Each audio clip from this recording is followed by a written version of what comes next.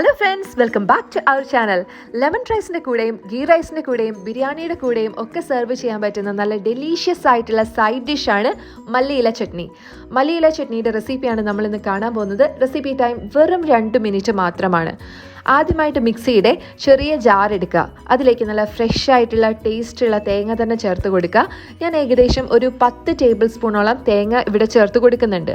തേങ്ങ എത്രത്തോളം ചേർക്കുന്നോ അതിനനുസരിച്ച് മല്ലിയിലയും മുളകും ഒക്കെ നമുക്ക് ചേർത്ത് കൊടുക്കാവുന്നതാണ്. സോ ആദ്യം തന്നെ തേങ്ങ ചേർത്ത് കൊടുക്കാം. ഇതിലേക്ക് ആവശ്യമായിട്ടുള്ള എരിവിന് അനുസരിച്ചുള്ള പച്ചമുളക് ചേർത്ത് കൊടുക്കാം. 3 പച്ചമുളകാണ് ഞാനിവിടെ ചേർത്ത് കൊടുത്തിട്ടുള്ളത്. നിങ്ങളുടെ എരിവിനനുസരിച്ച് പച്ചമുളക് ചേർത്ത് കൊടുക്കാനായിട്ട് ശ്രദ്ധിക്കാം. അതിലേക്ക് ഇതേപോലെ ഒരു നുള്ള് മല്ലിയില ചേർത്ത് കൊടുക്കുക. ഒത്തിരി ആവേണ്ട, ഒരു ചെറുതായിട്ട് നമ്മളിങ്ങനെ എടുക്കുന്ന ആ ഒരു പിഞ്ചുണ്ടല്ലോ, അത് മതി. ഇനി ഇതിലേക്ക് നമുക്ക് നാരങ്ങയുടെ നീര് കുറച്ച് പിഴിഞ്ഞൊഴിക്കാം. ഒരു പുളിക്ക് വേണ്ടിയിട്ടാണ്. ചമ്മന്തി ആകുമ്പോൾ പുളിയും എരിവും ഒക്കെ വേണമല്ലോ, അപ്പോൾ അതിന് വേണ്ടിയിട്ടാണ് പുളി. അപ്പോൾ അതിലേക്ക് നാരങ്ങയുടെ കുരു വീണിട്ടുണ്ടെങ്കിൽ എടുത്തു മാറ്റാനായിട്ട് ശ്രദ്ധിക്കുക. നാരങ്ങയുടെ കുരു കയ്പ്പ് രസം കൊണ്ടുവരാൻ ചാൻസ് ഉണ്ട്.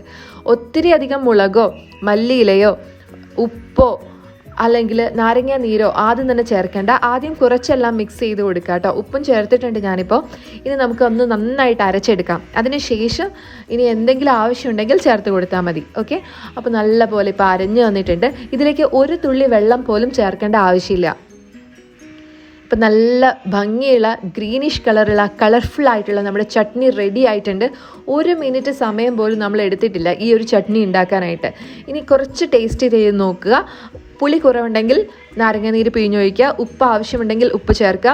മുളകും ചേർത്ത് കൊടുക്കുക. അപ്പോൾ നല്ല എരിവും നല്ല പുളിയും നല്ല ഉപ്പും ആ തേങ്ങയുടെ മധുരവും കൂടി വരുമ്പോഴാണ് അതിനൊരു സ്വാദുണ്ടാവുക. എല്ലാം ബാലൻസ്ഡ് ആയിരിക്കണം. അപ്പോൾ ഈ ഒരു ചമ്മന്തി നമുക്ക് ബിരിയാണിയുടെ കൂടെയും ഗീ റൈസിൻ്റെ കൂടെയും അതുപോലെ ലെമൺ റൈസിൻ്റെ കൂടെയൊക്കെ സെർവ് ചെയ്യാം. നമ്മുടെ ആ ഒരു ഫുഡിൻ്റെ ടേസ്റ്റ് കുറച്ചും കൂടി ഇൻക്രീസ് ചെയ്ത് തരും. അപ്പോൾ ഇത് ഒത്തിരി ഉണ്ടാക്കി വെക്കേണ്ട ആവശ്യമില്ല. നമുക്ക് കുറഞ്ഞ അളവിൽ സൈഡ് ഡിഷായിട്ട് കുറച്ചായിട്ട് വിളമ്പി കൊടുത്താൽ മാത്രം മതിയാവും. നാരങ്ങയുടെ ഒരു പീസ് ഞാൻ വെച്ചിട്ടുണ്ട്. ആർക്കെങ്കിലും പുളി കുറച്ച് കൂടുതൽ വേണമെങ്കിൽ പിഴിഞ്ഞൊഴിച്ചിട്ട് കഴിക്കാവുന്നതാണ്. അപ്പോൾ നിങ്ങൾ തീർച്ചയായിട്ടും ഈ ഒരു ഡിഷ് ട്രൈ ചെയ്ത് നോക്കുക. ഈ വീഡിയോ ഇഷ്ടപ്പെട്ടിട്ടുണ്ടെങ്കിൽ ലൈക്ക് ചെയ്യുക, ഷെയർ ചെയ്യുക, കമൻറ്റ് ചെയ്യുക. അതുപോലെ അടുത്തൊരു അടിപൊളി വീഡിയോയുമായി നാളെ 5 മണിക്ക് കാണാം. നോട്ടിഫിക്കേഷൻ കിട്ടണമെങ്കിൽ തീർച്ചയായിട്ടും സബ്സ്ക്രൈബ് ചെയ്തിട്ട് അടുത്തുള്ള ബെൽ ഐക്കൺ കൂടി അമർത്താനായിട്ട് ശ്രദ്ധിക്കുക. എല്ലാവരും ഹാപ്പി ആയിട്ടിരിക്കുക, കൂൾ ആയിട്ടിരിക്കുക. അടുത്ത വീഡിയോയിൽ കാണാം. Till then take care. By.